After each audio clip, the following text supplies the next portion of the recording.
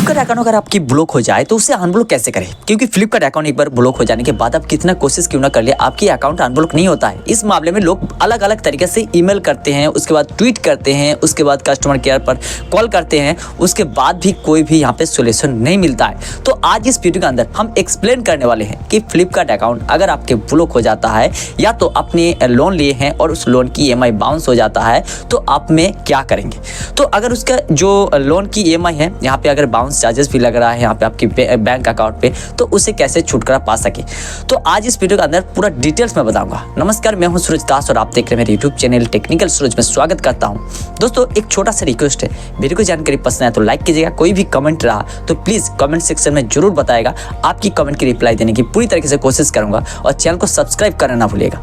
सबसे पहले बात होती है कि जब भी आप फ्लिपकार्ट पर कोई भी सामान को ऑर्डर करते हैं और ऑर्डर करते वक्त आपको ये लगता है कि ये जो चीज़ है अगर नहीं मिलता है, चाहे कोई भी यहाँ पे डिफेक्टेड पीस आता है, चाहे वो कलरिंग हो, चाहे किसी भी तरीके से कोई भी यहाँ पे आपका जो भी यहाँ पे रिकॉर्ड है वो अगर नहीं होता है तो आप उसे वापस कर देंगे और जैसे तैसे करके आप एक प्रोडक्ट को यहाँ पे ऑर्डर कर लेते हैं। तो ऑर्डर करते वक्त उसके बाद आपको ये समझ आता है कि ये जो कलर है कलर सही नहीं था, तो तुरंत आप क्या करते हैं, उसे कर देते हैं कैंसिल।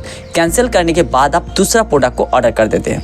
दूसरा प्रोडक्ट आता है आपके पास, उसके बाद आपको ये लगता है कि मैं जो एक्सपेक्टेड किया था ये प्रोडक्ट वो प्रोडक्ट नहीं है, तो उसके बाद क्या करते हैं, आप रिटर्न कर देते हैं। अब रिटर्न करने के बाद कोई भी एक और भी यहाँ पे प्रोडक्ट आपके पास आता है तो उस प्रोडक्ट को भी आप यहाँ पे कैंसिल करके रिफंड लेने के लिए यहाँ पे डाल देते हैं कि रिफंड इस कारण मैं रिफंड कर रहा हूँ। दोस्तों आपके पास पैसा भी आ जाता है। फिर से जब अपने फ्लिपकार्ट पर कोई भी सामान को ऑर्डर करते हैं और जिस जगह पे बैठे, जिस एरिया में आप बैठे हैं, इस जगह पे आपकी लोकेशन पर ट्रैक हो रखा है। अब दूसरा कहीं पर जब किसी भी सामान को ऑर्डर करवाते हैं और उस सामान पे कोई भी कमियां आ जाता है तो उस सामान को जैसे अपने कैंसिल कर देते हैं और उसके बाद स्टार्ट हो जाता है अकाउंट ब्लॉक की प्रॉब्लम। तो दोस्तों शुरुआत में क्या होता है कि हमें लगता है कि ये ऑनलाइन पे कोई भी सामान अगर मैं ऑर्डर कर दूं और उस ऑर्डर की सामान आपकी घर पे आ जाएगा, कोई भी दिक्कत होता है तो उसे कैंसिल भी कर देंगे, रिफंड भी कर देंगे, रिटर्न भी कर देंगे। ठीक है, सामान को ऑर्डर करने के बाद हमें लगता है कि यार इसे कर देता हूँ, तो ऐसे में क्या होता है कि आप तो अपने तरीके से अपने सामान को ऑर्डर कर लिया, कैंसिल कर दिया, रिफंड कर दिया, रिटर्न कर दिया। उसके बाद असली प्रॉब्लम किसका होता है, सेलर के होता है और डिलीवरी बॉय का होता है। क्योंकि डिलीवरी बॉय एक सेलर से जब उस सामान को उठा के आपके पास पहुँचाता है तो 40 रुपया पर पीस पे उसे पैसा मिलता है। किसी में 60 रुपया होता है, किसी में 30 रुपया भी होता है। तो ऐसे में क्या होता है कि वो जब 100 प्रोडक्ट को यहाँ पे डिलीवर करते हैं और 100 प्रोडक्ट में उसे कितना पैसे मिलता है, तो यहाँ पे 100 प्रोडक्ट डिलीवरी करना मुश्किल हो जाता है। ठीक है, तो यहाँ पे मान लीजिए 50 सामान जो यहाँ पे डिलीवरी करता है तो 4, 50, 2000 रुपया यहाँ पे बन जाता है। तो 25 प्रोडक्ट मान लीजिए यहाँ पे रिटर्न कर देते हैं, तो रिटर्न करने वक्त जो यहाँ पे लेने आता है उससे भी 40 रुपया पे करना होता है सेलर को। तो वो तो जो भाई लेके गया, मतलब दे के गया आपको प्रोडक्ट, डिलीवरी दे के गया, वो तो 40 रुपया समझ लिया अपना सेलर के पास, और जो लेने आएगा वो भी 40 रुपया समझ लेंगे सेलर के पास। तो यहाँ पे एक प्रोडक्ट बिका नहीं है और 80 रुपये से नुकसान हो गया। तो हर रोज आप बता सकते हैं कि कितना जो है यहाँ पे पैसे उसका नुकसान होता है। और आप सोचते हैं कि मैं इस प्रोडक्ट को ऑर्डर करता हूँ, कुछ भी गड़बड़ी होती है तो इसे कैंसिल कर देना। कैंसिल करने का ऑप्शन इसलिए रखा गया है, अगर वो प्रोडक्ट डैमेज होता है या तो ख़राब होता है, किसी भी तरीके से प्रॉब्लम होता है तो होता है। अगर अपनी कलरिंग के लिए या तो आपकी पसंद नहीं आ रहा है, इसके लिए अगर उस प्रोडक्ट को अपने रिटर्न कर देते हैं, रिफंड कर देते हैं, कैंसिल कर देते हैं, बीच रास्ते में आ रहे हैं और उनके पास मैसेज आएगा ये प्रोडक्ट कैंसिल है। क्योंकि आप जब प्रोडक्ट को ऑर्डर करते हैं तो साथ ही साथ आपकी प्रोडक्ट को यहाँ पे डिलीवर करने के लिए हर चीज़ यहाँ पे तैयार होना स्टार्ट हो जाती है। तो ऐसे में क्या होता है कि आपको पहले मैंने इसी तरीके से इतना लंबा प्रोसेस को समझाया कि जब आप प्रोडक्ट को ऑर्डर करते हैं, ऑर्डर करने के बाद जब वो प्रोडक्ट आपके पास आता है और वो प्रोडक्ट को जब कैंसिल, रिफंड, रिटर्न कर देते हैं तो नुकसान किसका होता है, आपकी कोई नुकसान होता है नहीं है।